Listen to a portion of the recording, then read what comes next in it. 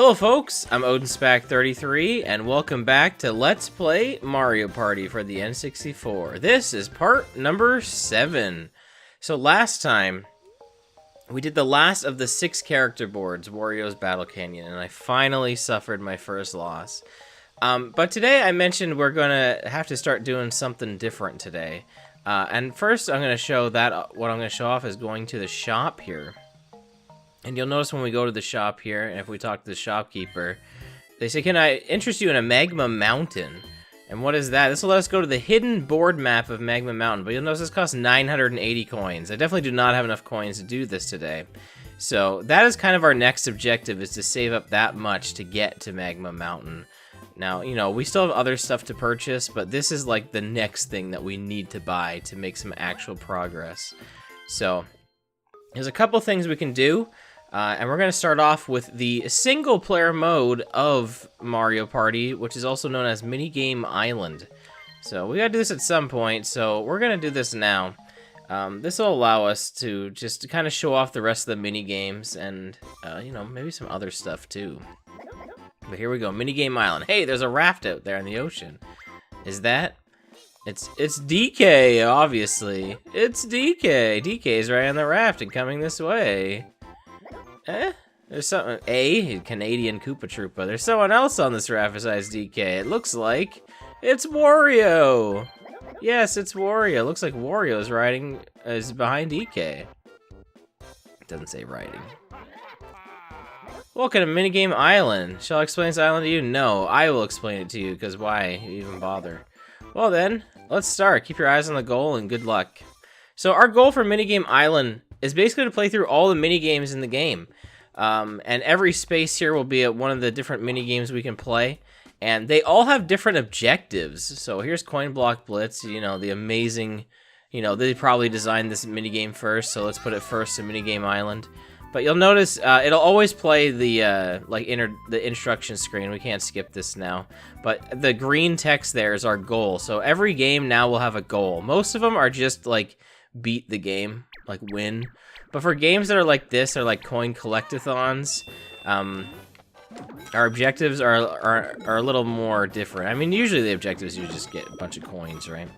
Now for Coin Block Blitz, I'm pretty sure how the coin mechanic of this one works is you need to get, like, every 2 coins that you get is like 1 actual coin. That may have been enough. I feel like we still got enough coins. Imagine I lost Coin Block Blitz and we just lost this right off the get-go. That'd be hilarious. But yeah, I think every 2 hits of a block in Coin Block Blitz is like a coin. I don't know. It's kind of awkward. What's great about Minigame Island here too is it's going to show off each of the minigames, even if we haven't played it yet. Like, especially some of the first one-player ones. So here we go, Coin Block Bash. And it will always have a determined, you know, so for Coin Block Bash here, we'll always be on the team of 1. We'll have the hammer. But some other mini-games, you know, it'll determine where we start. But for this one, we also have to get 10 coins.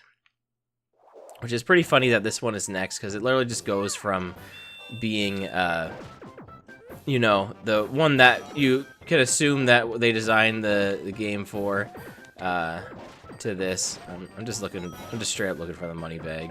'Cause I just need 10, right? So that may have been it there.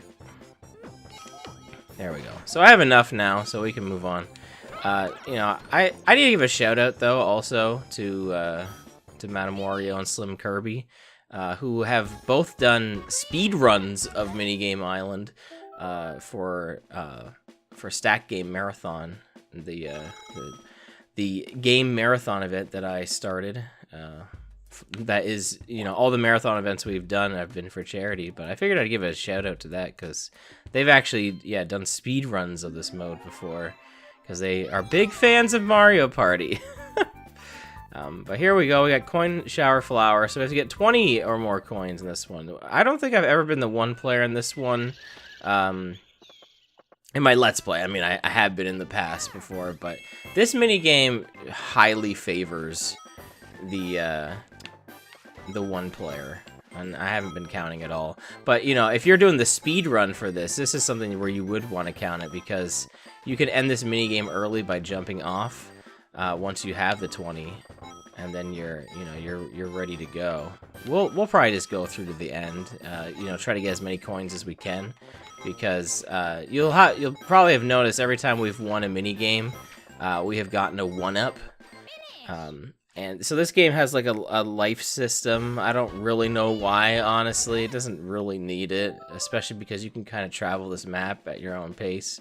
But you also get coins as well, and then every time we get 100 coins, we also get an additional 1-up. Because some of the mini games you can earn coins without having to actually like actually win it, right? So. Alright, Paddle Battle. Yeah, I've told you guys I've hated this a whole bunch. I should also mention... I can't talk. Sorry, you have to forgive me. This was... I didn't think I would be doing this recording right now, and I just woke up from a nap, because my job has made me very, very tired, I have to say. Lots of early mornings. I'm not super used to it, even after having done it for a year at this point. It's the beginning of September. I usually mention, you know, roughly when I'm recording this. But it's right at the beginning of September. But we're on the team of 1 for this paddle battle.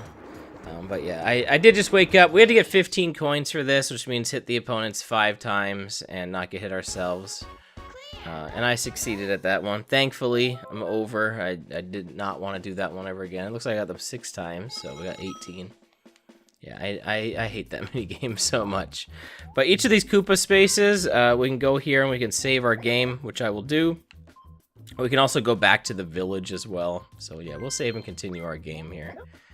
By clearing mini games or collecting 100 coins, you get 1 more life. When you're low on life, play mini games you're good at and collect more coins. Yeah, you know, hopefully we don't need to do that at all. But let's move on to World 2-1. I like how this game had to just have some sort of like level clearing thing. They eventually went a different route. After Mario Party 2, though, they did something just like this for the next game too. So they you know, they were really dedicated to this mode. So here's Memory Match, 1-player game. We just have to clear the game in order to win this one. This game actually is pretty difficult on the PAL version. Something I haven't really talked about is a couple of the version differences of this game.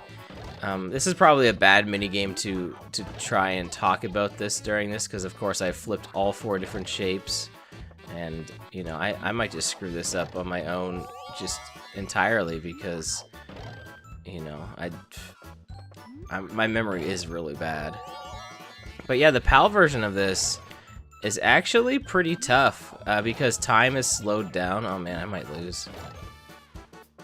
Okay, no, we're good. We actually avoided the Bowser one, which is good. Which is in the top right, I guess. But yeah, the game runs slower, but the countdown clock there goes at the same speed. So if you mess up even once, there's a good chance you like won't even win it. So it's actually tougher in that game.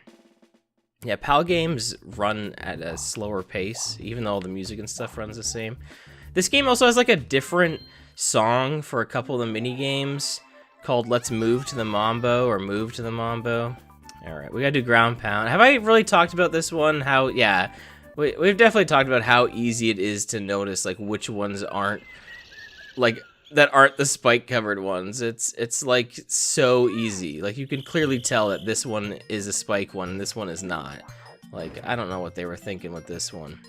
Even like, and like not even on the like the virtual console version here, the NSO version, like it's still very easy. But yeah, there's actually a different song in the PAL version. I'm not sure if the Japan version as well, but definitely PAL version. For some reason, like one of the songs is removed, and it plays in like a couple of the mini games, Handcar Havoc and Musical Mushroom, and also Balloon Blast, I believe. Yeah, we got Limbo Dance. This is another one we just got to clear. Did I also mention, I mean, we've been doing all single-player games for this section here. Usually each of the worlds is kind of themed on like how it works. Like this area here has all been like single-player outdoor mini games. The first world was all like coin collect-a-thon mini games, which I guess is kind of interesting. But yeah, all of the and I think you always have. This is like the hard course of Limbo Dance. You might always have to play this version for Minigame Island. I used to struggle big time on Limbo Dance. But yeah, I don't think I've mentioned that. I think all the AI are like only normal computer difficulty in this. I don't think they're set to hard for this, so you have a lot easier chance to get through it. And speaking of Musical Mushroom, here it is here. So yeah, it plays a completely different song for this one. And I guess this isn't a one-player one. But yeah, it is all themed by environments, right? I wonder if that's how they came to, like, if they designed, like, Minigame Island, and that's how they came up with the different themes for their, yeah, see how, like, they didn't even start moving? Like, how easy that was? Yeah, so they're definitely not on hard difficulty, at least. But yeah, I wonder if that's how they came up with the different theming for their mini games. Like they had like, oh, here's the different areas. Now we have to come up with mini games that fit these different areas. I don't know, maybe. Or maybe they just stuck them all in. All right, here's the last one, Piranha's Pursuit of World 2. This is our boss level, I guess. I have so far not succeeded in my 2 attempts of playing this, so I'm gonna give it my all to win this one. We are on the team of 1 here. I don't know if team of 1 is the right way to say that, but it's the way I'm saying it, okay? But yeah, I don't know, maybe I'm just like really bad at playing this version. Also, you can grab these vines. They don't really, I don't think they even describe that in the hints for this game, but you can do that to kind of save yourself mashing a little bit. But yeah, I don't know, maybe I'm just really bad on the NSO version or something, but I really don't want to fail this mini game.